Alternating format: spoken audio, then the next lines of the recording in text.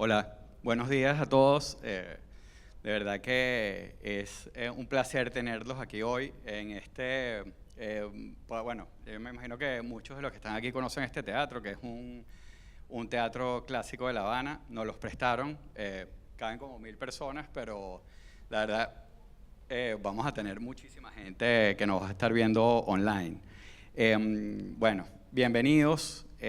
Para quienes no me conocen, yo soy Raúl Stolk, soy director de Caracas Chronicles. Este evento que estamos haciendo hoy, la idea es un poco tratar de aterrizar los últimos acontecimientos que han pasado alrededor de Venezuela. Lo llamamos ¿Y ahora qué Venezuela? Porque, bueno, la idea es que tenía un poco un doble sentido. Al principio era un poco el ¿y ahora qué?, que tiene que ver con todo lo que estaba pasando todos los días había una noticia nueva, muy enfocado en el presente, y ese ¿y ahora qué? Eventualmente se terminó en una conversación más hacia el futuro, ¿y ahora qué va a pasar?, ¿no? Sobre todo después de este último año, este último semestre, a partir del 28 de julio, luego el 10 de enero, luego y siguen pasando cosas, la nueva administración. Hay mucho que analizar y pensar y tratar de aterrizar sobre el país. Pero bueno, para arrancar, invito aquí a los panelistas de la primera sesión. A Sari Levy, muchos de ustedes la conocen también. Ella es economista, tiene un doctorado en estudios del desarrollo por el CENDES, ha sido decana de FACES en la UCB y Visiting Scholar en la Universidad de Massachusetts en Amherst. Y además presidió la Academia Nacional de Ciencias Económicas de Venezuela y bueno, ha sido autora de numerosos libros. Y tenemos a Andrés Rippman, como le decimos en Caracas Chronicles, friend of the blog desde hace tiempo. Andrés viene de parte de America Society, de la America Society, de ASCOA, pues, y el Council of the Americas, que tiene una perspectiva muy particular desde el punto de vista internacional, y además hemos sido aliados en una cantidad de eventos y bueno, es, como dices tú, full circle tenerte aquí, Andrés. Genial. Entonces, bueno, arrancamos con la sesión, como les comentaba. Esto es un poco para tomar una foto del momento en el que se encuentra Venezuela. La foto principal, y sobre todo por las dos personas, por ustedes dos, va a ser muy enfocada en lo económico. Lo económico que hoy en día en Venezuela está profundamente ligado a las relaciones internacionales. Entonces, para empezar, Sari, yo quisiera que nos dibujes un poco esa foto de cómo se encuentra la economía venezolana hoy, post 28 de julio, o sea, momento clave donde Venezuela, que tiene tiempo como aislada, se aísla un poco más, y post enero de 2025, que fue una locura, o sea, no solo por la pseudo juramentación de Maduro, sino después ya la entrada de la administración Trump y todo lo que vino después. Entonces, ¿cuál es esa película? Lo que no está diciendo públicamente ahora es que me dijo que en 10 minutos. Ok, bueno, ante todo muchísimas gracias y a todos ustedes, aunque con esa luz no los veo, pero desde afuera sí podía ver quienes están presentes. Muchas gracias por acompañarnos. Y lo que quisiera decir que, bueno, la economía, la Venezuela que hoy vemos es el resultado de la imposición del modelo del socialismo del siglo XXI. Ese es un modelo que ha tenido sus 4 drivers constantes a lo largo del tiempo, pero que se ha ido ajustando según el momento histórico. Y a partir de ello, definitivamente, logró lo que se planteaba en el comienzo como revolución, que era una refundación, pero en este momento podríamos decir que no es una absoluta destrucción. es una destrucción institucional, económica, política, social y por supuesto también ambiental. En todo este proceso, y es importante señalarlo, si nosotros vamos a ver la economía venezolana hoy en día, como ya ustedes han escuchado en múltiples ocasiones, tiene el tamaño de una cuarta parte de lo que tuvimos en el año 2013. Todo eso a pesar del boom más extenso petrolero que vivimos entre el 2004 y el 2014, donde realmente el país logró recibir ingentes recursos económicos y además se endeudó. Por lo tanto, esos también fueron ingresos que se manejaron. Y hoy en día tenemos una deuda, estamos en impago, estamos en default desde el año 2017, una deuda que digamos entre la que se ha podido documentar de mejor manera alcanza los 162.000 millones de dólares. Pero además, en este proceso de acoso al sector productivo nacional, se fueron rompiendo los eslabones medulares de las cadenas productivas dentro del país. Y es por eso que nosotros observamos algunos, digamos, pequeños nodos que pudieran seguir funcionando, pero vemos que la dinámica económica en su conjunto está rota. Realmente lo que fue el proceso de afectación a la propiedad privada fue un elemento medular de la estrategia que, aunque se ha querido aparentemente señalar que se revierte a partir del año 2020, en realidad no es un proceso de reprivatización, sino un proceso de reasignación en muchos casos de activos, en lo que también en algunos, digamos, círculos académicos se conoce como la reprivatización a la rusa. El otro elemento que vale la pena destacar es la informalización de la economía y ya, digamos, no existen incentivos para ser formal. La cantidad de regulaciones, el acoso a la empresa, la cantidad de burocracia, el aumento de los impuestos ha impulsado al alza el tema de la informalidad en el país, pero además inclusive cuando uno observa la dinámica de las empresas formales, una gran parte de ella es también informal. Basta ver inclusive un detalle, el pago a los trabajadores, el peso que tiene. Si uno revisa el salario mínimo, que es una tontería en dólares, 3, 4 dólares, pero la bonificación son 100 dólares, lo cual tiene un impacto en lo que es la seguridad social, que ese es otro tema enorme, destruido totalmente, en el que ni siquiera pretendo entrar. Otro elemento que vale la pena señalar, por supuesto, es el deterioro de los servicios básicos. La falta de mantenimiento es profunda.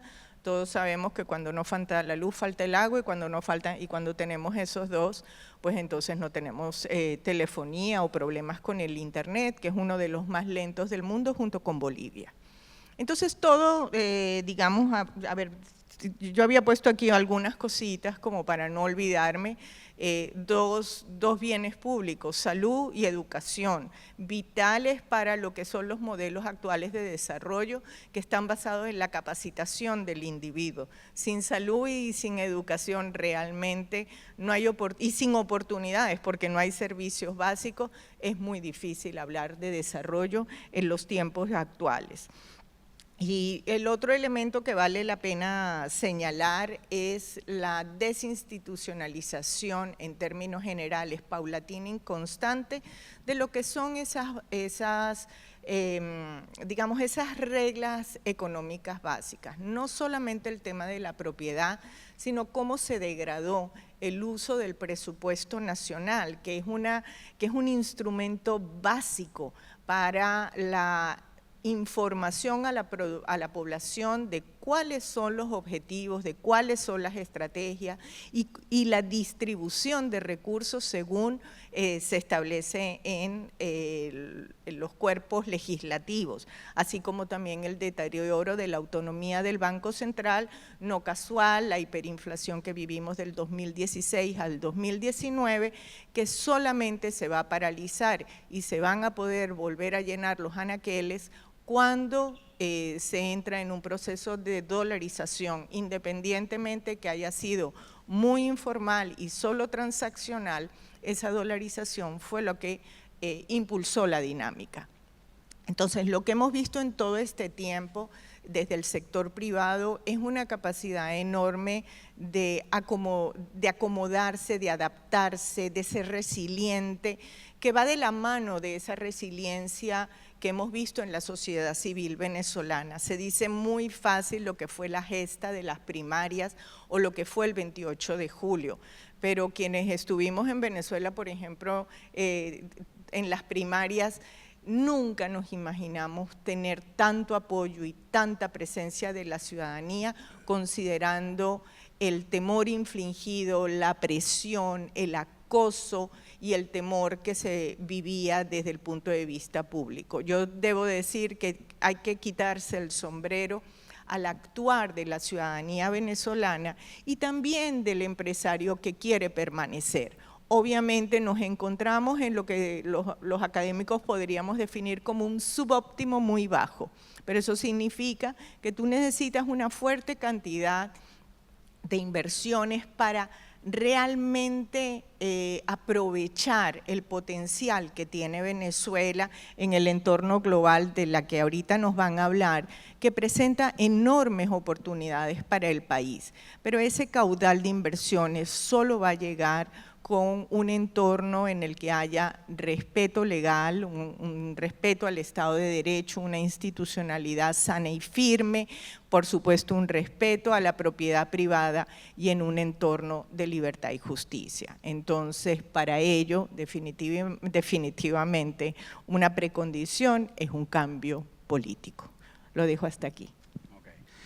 Hay un punto, un punto importante que mencionas que en el proceso de desinstitucionalización, que es el tema de los números, ¿no? Y de la opacidad. La falta de data, de estadística, se acabó con… Venezuela era uno de los países que tenía mejor sistema estadístico en América Latina y veníamos con él desde la década de los 60 y de la noche a la mañana tenemos que utilizar cualquier cantidad de variables proxy, por no decir el olfato a veces, para acercarnos a la realidad económica. Y son múltiples las variables que utilizamos, algunas que miden la parte social como el ENCOVI, la hemos tenido que hacer a nivel privado gracias al apoyo de las universidades, porque si no, no tendríamos data que hablara de pobreza, salud, educación o calidad de vida, que por cierto, en el último ENCOVI la pobreza extrema se ubica todavía en 53%, siendo 71% en el área rural. Wow. Y eso igual son números muy difíciles de obtener porque no hay ayuda institucional. No, pero lo han hecho y de una forma muy responsable. Ok. Hay una parte que creo que es fundamental en esta conversación y ahí creo que vamos a pasar a Andrés, que es lo dependiente que es la economía venezolana obviamente del negocio petrolero, que siempre lo ha sido, pero ahora como en esta especie de post-2019 y lo débil que como que ese proceso dejó la economía, cualquier cambio pequeño hace una diferencia, porque hablando de lo de los números, el tema de la producción petrolera en Venezuela, todavía hay mucha opacidad. PDVSA estaba reportando ahorita ya casi que estaban llegando a casi 1.100.000 barriles, pero en verdad cuando ves fuentes secundarias hay un gap como de 100 y pico mil barriles de petróleo que te pueden estar diciendo lo que sea. O sea, hay distintas formas de medirlo, obviamente ha habido un crecimiento que se debe a la licencia de Chevron y demás, pero bueno, ahí es donde, o sea, después vamos a aterrizar un poquito el what if. Los efectos de lo que puede pasar este año con eso, pero creo que es fundamental entender un poco el entorno internacional en el que se encuentra Venezuela en este momento y cuáles son las relaciones y hacia dónde pueden ir, ¿no? Bueno, gracias Raúl por primero esta invitación y al equipo de Caracas Chronicles, como habías dicho, Friend of the Family, y pido disculpas por los anglicismos que me voy a echar a veces, tengo mucho tiempo viviendo en los Estados Unidos, entonces… Eso es muy Caracas Chronicles. Es una tendencia muy que puede servir, que van a ver frecuentemente. Venezuela ahorita, o sea, la definición perfecta es una piedra en el zapato porque es una situación bastante complicada. Tienes estados que están dispuestos a dialogar y cooperar con el régimen actual, en el que tienen una necesidad también por el hecho de que comparten fronteras. Colombia y Brasil son un ejemplo, en el cual que ellos tienen la preocupación de que cualquier situación desestabilizante que pase, ellos van a ser los primeros en recibir una ola de migración. Entonces ellos están dispuestos a conversar y mantener canales abiertos con las diferentes autoridades de alguna manera para evitar ese alud que ya en sí Colombia está sobresaturada de venezolanos. Brasil, o sea, la frontera de Paracaíma es una frontera muy rural y ellos no tienen la infraestructura como para estar recibiendo un alud de personas. Entonces, el tema de migración siempre va a ser un tema importante con el tema de relaciones internacionales y creo que nos hemos visto desde la crisis que comenzó en el 2014 como de alguna manera el pasaporte de nosotros ha pesado mucho más y mucho más, tenemos más restricciones.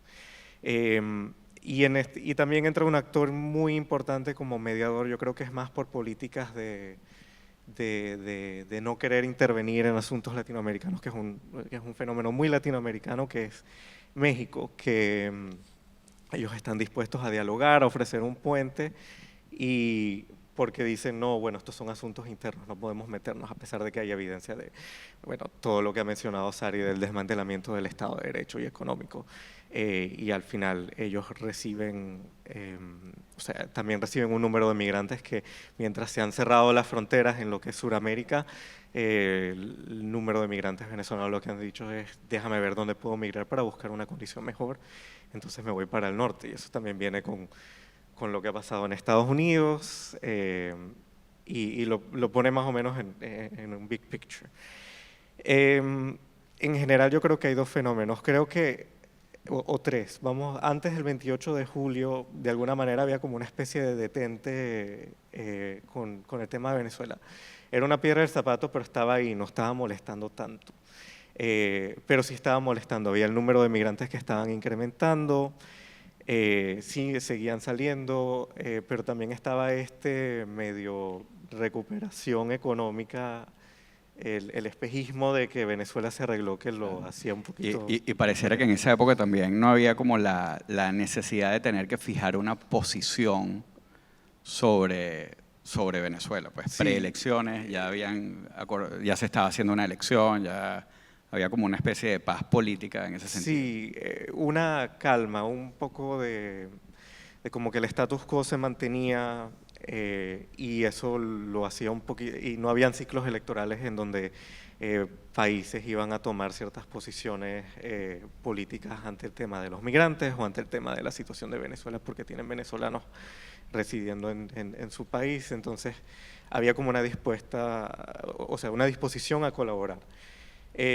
Por otra parte, Eso es pre-28. Sí, pre-28. También, bueno, también hay países que han tomado ciertas posiciones un poquito más antagonistas o más claras ante la situación del Estado venezolano en este momento, como lo son Chile o Argentina. Curioso porque son dos gobiernos de espectro político completamente diferente el uno al otro, pero hay una cosa muy interesante que por el hecho que están geográficamente lejos de Venezuela y no están recibiendo, aunque en el caso de Chile sí han recibido bastantes migrantes, pueden tener un poquito más de libertad de tomar esa posición. También yo creo que es un poco en el caso de Chile hay una evolución de pensamiento y en el caso de Argentina tienes un gobierno que tiene unas posiciones muy claras en de que tienen que buscar adversarios exteriores y entre uno de esos es el gobierno actual de Maduro. También tienes casos como Perú, que también ha recibido el número de migrantes, ha habido temas de xenofobia y han habido incidentes, yo creo que, y en donde dentro de que están dispuestos a colaborar y a tomar una posición, también tienen la tendencia a tomar medidas de restricción, pero no eran tan claras como después del 28 de julio. Yo creo que muchos estaban esperando a ver qué es lo que iba a pasar el 28 de julio y cómo ellos iban a definir posición.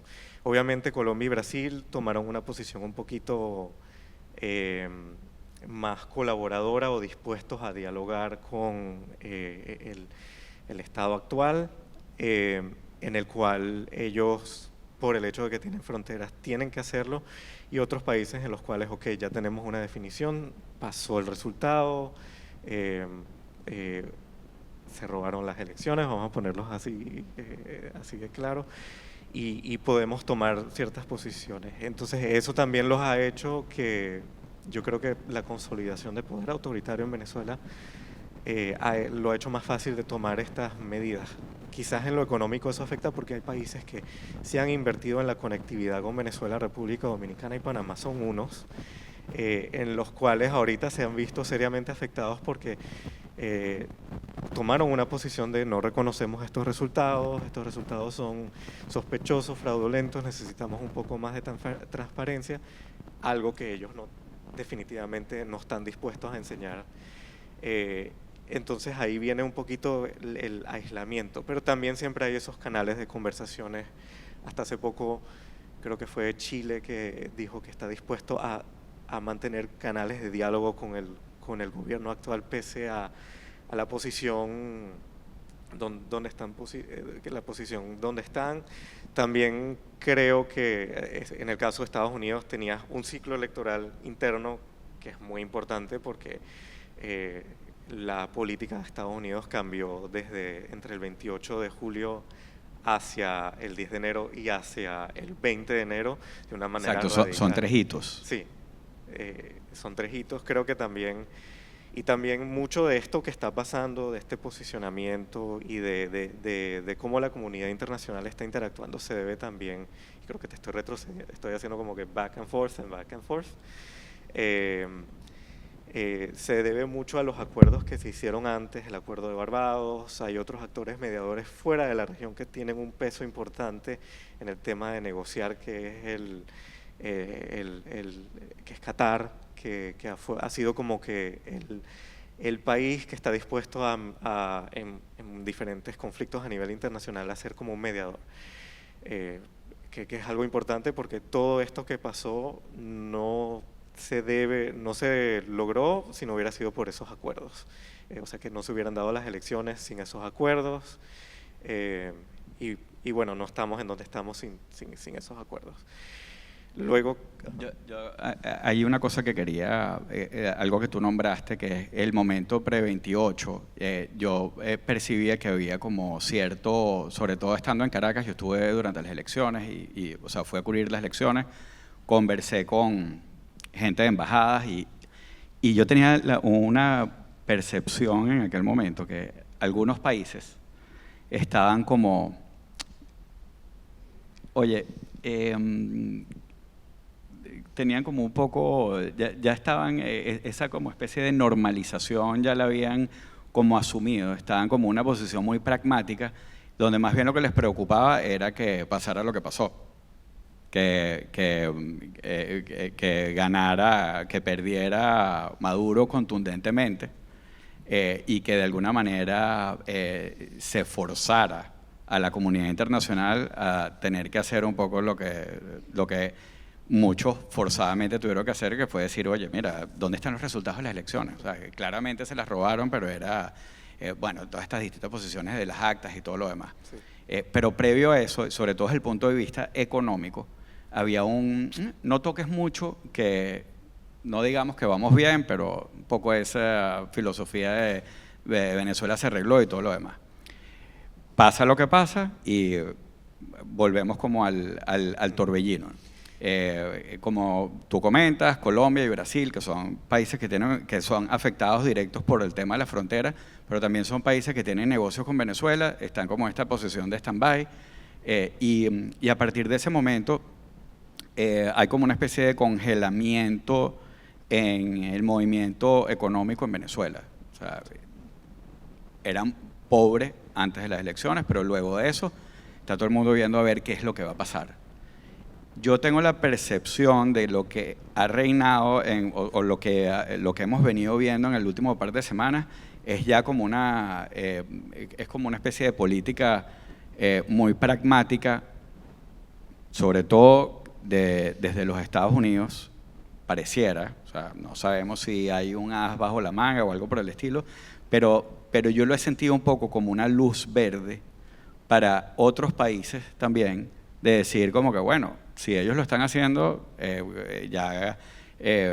Colombia ya está teniendo otro tipo de conversaciones con Venezuela, ya más nunca van a reclamar las actas, ahora están hablando de sus asuntos de frontera, de proyectos de gas, Brasil está hablando de proyectos de energía con Venezuela y todo eso. Entonces, o sea, sí pareciera que hay como cierto aire pragmático de gente que está diciendo, bueno, no sé, vamos a funcionar con esta especie de gobierno de facto que está ahí.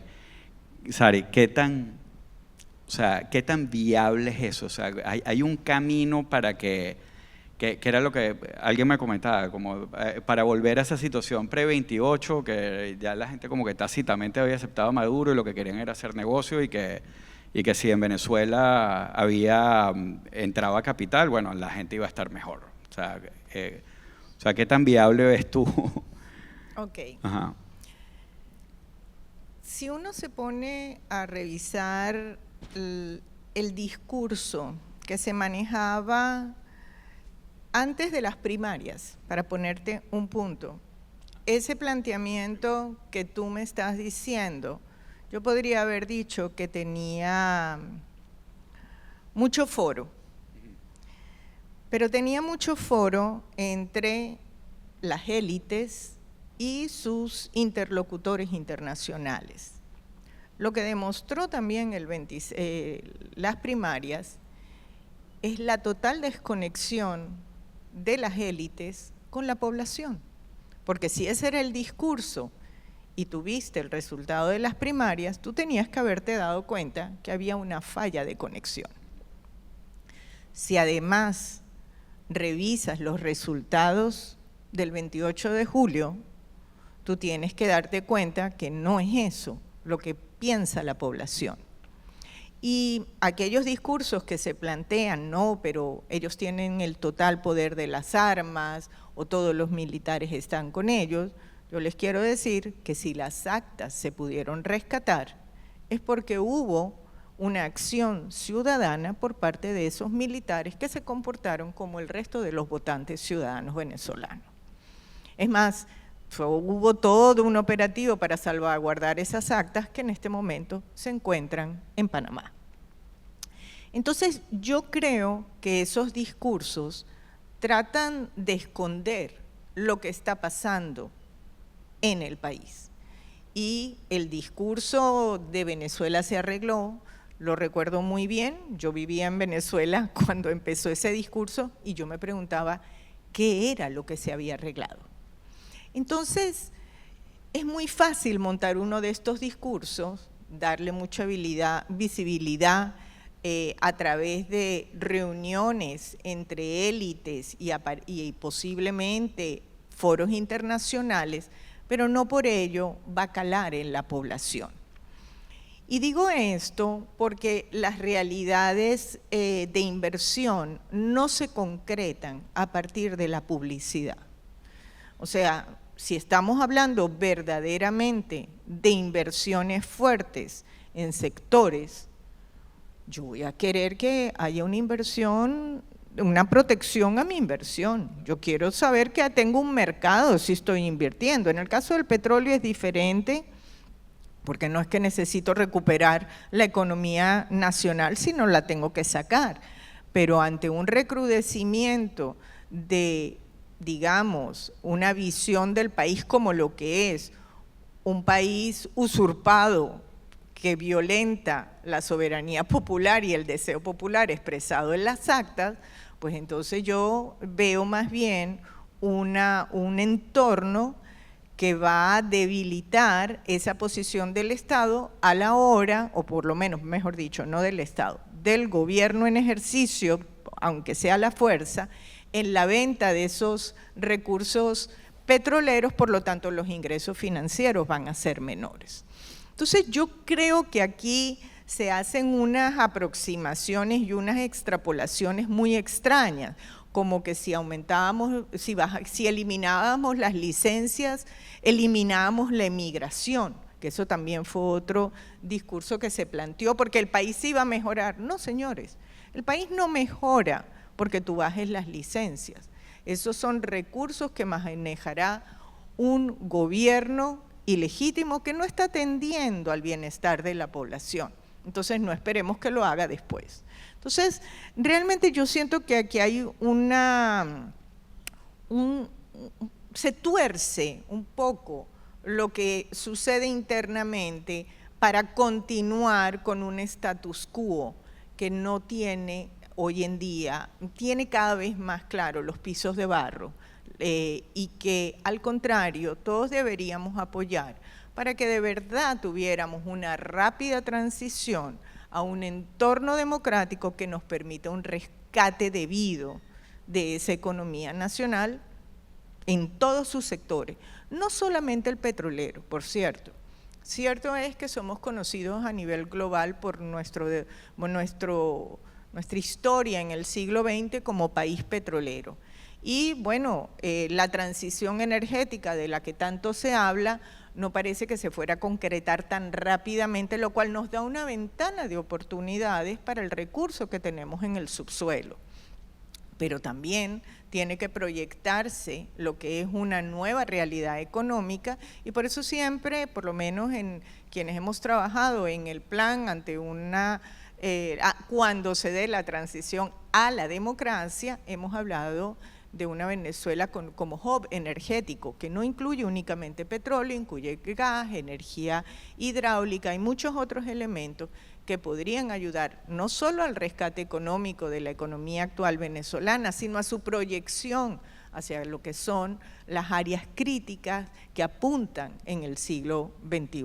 Es decir, ya que estamos llegando tarde, por decirlo de alguna manera, al siglo XXI, como nos pasó también, por cierto, con el siglo XX, logremos entrarle dentro de aquellas áreas que se ven, que proyectan futuro económico en el siglo XXI y por qué no en el XXII. Yo me imagino también, hay un tema con, bueno, la fragilidad económica del país y ha sido una herramienta de Maduro y compañía a través de los años. Ahorita está un poco en la conversación del chantaje de si ponen más restricciones, obviamente esto va a impactar directamente a la población. Hay toda una conversación de, no, bueno, pero fíjense que quien destruyó la economía fueron Maduro y Chávez, que antes de las sanciones estábamos mal, pero eso no es exactamente igual, o sea, no es la misma situación a la que estamos en este momento, que la pequeña economía y frágil economía que está es post-dolarización de facto, o sea, post-2019 y post, licencias y demás, ¿no? O sea, sí pareciera que un poco la idea de presionar con la misma estrategia de, bueno, vamos a reimponer sanciones para forzar como algún cambio, que sabemos que ya vimos cómo maneja ese tipo de cosas Maduro, pero esta vez, si bien ellos manejan los recursos como le da la gana, sí pareciera que en esa frágil economía pudiera tener un impacto que, independientemente de lo que sea, sí va a ser algo como demostrable. Mira, la situación de la gente empeoró. Entonces, políticamente, yo siento que ahí están un poco trancados. Y ahí yo me pregunto, o sea, desde el punto de vista internacional, o sea, esta mirada como pragmática tiene que ver con eso, o sea, ellos piensan en este tipo de cosas, o es más bien, bueno, el tema de la piedra en el zapato, o sea, están buscando la forma de pasar la página. ¿Cómo lo ves, Andrés? Siempre, o sea, en el contexto que tenemos ahorita, normalmente estamos en una situación un poquito más pragmática. Pero ese pragmatismo dentro de lo que pasó, de los resultados del 28 de julio, ese pragmatismo sí ha existido, y lo que Sara y yo lo estábamos conversando previamente, donde han habido ya intercambios y han habido comunicaciones, quizás más que todo con el caso de Estados Unidos, en donde sí había una disposición como a invertir, quizás en el caso de Estados Unidos, en el petrolero específicamente, o a la disposición a negociar o a conversar con este régimen por el hecho de que dicen, bueno, hay una dolarización, hay un auge económico, y estoy dispuesto a…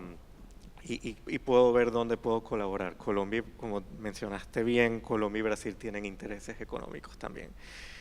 Creo que durante el ciclo de 2014 hasta las elecciones de Petro, la frontera colombo-venezolana estaba cerrada, y esa era una frontera porosamente cerrada porque siempre habían contrabando y habían cruces, de gente. Pero una de las cosas que pasaron durante la elección del gobierno de Petro era abrir la frontera con Venezuela, era reconectar un poco a Venezuela. Yo creo que hubo también una expansión de conectividad comercial hacia Venezuela de países como Panamá. También hubo otros actores que durante ese vacío de las sanciones decidieron entrar, actores, o sea, estados del Medio Oriente, Turquía, Irán, donde dijeron, o sea, que hay un vacío, yo te ayudo a circunnavegar la situación apretada en la que estás. Claro, para algunos como partners más formales y los informales también en todo lo que giraba alrededor de la ley antibloqueo, que más bien es más opacidad total. Sí, entonces sí hay ese pragmatismo, y yo creo que actualmente estamos en una etapa de pragmatismo. Después de lo que pasó el 10 de enero, que de alguna manera se consolidó la autocracia, también tenemos que entró un gobierno nuevo en los Estados Unidos que tiene una visión bastante públicamente transaccional y maximalista, en el que ellos tratan la situación de Venezuela como un tema interno de migración, que fue una de las razones en las cuales dicen, a mí me eligieron 77 millones de personas y yo voy a tomar estas decisiones basadas en este grupo de gente, y donde de alguna manera nosotros pasamos a hacer esta piedra en el zapato de molesta, déjame quitármela. Es un poco, o sea, no es el panorama más optimista, también dentro de la irracionalidad en la que estamos viviendo, en la que creo que la región está también muy sometida a qué es lo que está pasando con Estados Unidos, porque lo hemos visto en estos más de 40 días de gobierno, donde el tema de los aranceles se vuelve muy importante, el tema del Canal de Panamá toma cierto protagonismo, donde ven una disputa en Twitter X de Petro con Trump. De alguna manera nosotros hemos pasado un poquito a la retaguardia, o hemos pasado más a algo… ser un tema más doméstico. Donde ves el primer viaje de las autoridades de este nuevo gobierno fue a Venezuela a negociar el canje de presos políticos americanos y hay algunas negociaciones que bueno, no está viendo los vuelos de deportaciones y otras cosas. ¿Tienes ganas de decir algo? Sí, la verdad es que ese concepto que hoy en día mencionamos tanto, pragmatismo. ¿Qué es pragmatismo en política internacional? Porque siempre decimos que los estados no tienen amigos que tienen intereses. En el fondo, siempre son pragmáticos. Entonces, cuando yo veo el periodo anterior en los Estados Unidos, cuando se sacaron las licencias, la 40, la 41 y esto, pues eso era pragmatismo, porque era permitir que empresas estadounidenses pudieran cobrar la deuda que el Estado le tenía a ella. Eso era pragmatismo. Ahora, yo quiero ver también un pragmatismo en este momento dentro de lo que es la agenda estadounidense hoy en día. Dentro de los elementos que se han planteado para este gobierno, hay una reevaluación de las cadenas globales de valor y donde la presencia del sudeste asiático y en particular China pasa a revisión para poder trasladarse a la región latinoamericana, en lo que se ha llamado el nearshoring o, en el mejor de los casos también, en el friendshoring. Entonces, cuando yo veo esa política, así como la política energética, yo digo, pero es que yo como país, Venezuela, calzo muy bien. Yo calzo perfectamente en esa política. Entonces, yo necesito inversiones para recuperar mi país. Yo estoy abierta a ser parte de las cadenas globales de valor, qué mejor. Y tengo un conjunto de elementos energéticos que ofrecer para insertarme adecuadamente para mi desarrollo y esta estrategia. Entonces, bueno, señores, yo quiero ser profundamente pragmática y enchufarme en esa agenda. Pero es que además también me puedo integrar dentro de la agenda migratoria, que algunos lo ven con temor, pero es que si yo logro la liberación de mi país, yo quiero a mi pueblo de vuelta. Yo quiero la recomposición de mi familia y que todo el que quiera venir pueda volver a Venezuela. Entonces, yo no veo ningún problema en ser pragmático con la agenda actual. Lo demás es entrar en valoraciones de que si me gusta como lo dice, pero si vamos a ser pragmáticos, bienvenidos a ese pragmatismo. Entonces, yo más bien lo que creo es que debemos no olvidar las conquistas de la ciudadanía venezolana. Yo creo que la bandera de las conquistas venezolanas han sido extraordinarias, porque decimos que Venezuela ha pasado un poquito a la retaguardia. Bueno, pues es que Maduro no puede tomar el micrófono para hablar con Trump. Definitivamente que no. Qué bueno, qué bueno.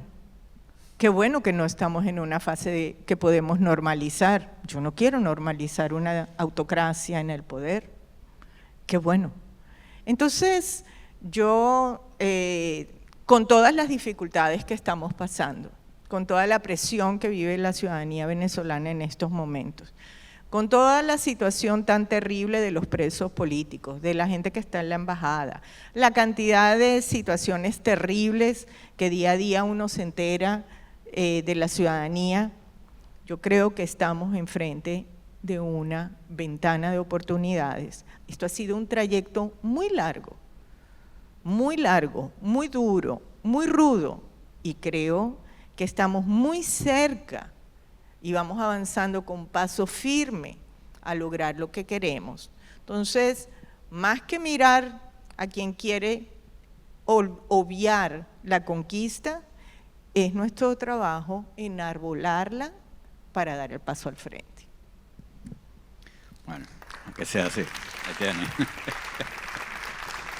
Miren, yo tenía una pregunta que tiene que ver con el CPS y con la fragilidad de la economía venezolana. En el escenario que yo honestamente no creo, aunque el no vale yo no creo, ya no vale. ¿Qué pasaría en Venezuela si no hablemos de los 600.000 tepecianos, sino hablemos de 300, de la mitad de los del... ¿Qué pasaría con la economía venezolana si vuelven de golpe 300.000 personas?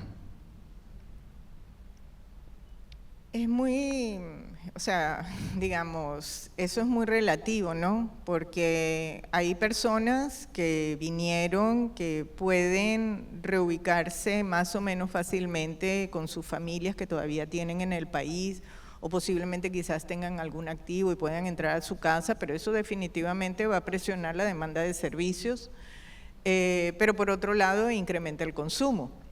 Entonces, desde ese punto de vista habría que evaluarlo, pero también habría que evaluar si esas personas deciden al salir de los Estados Unidos volver a Venezuela.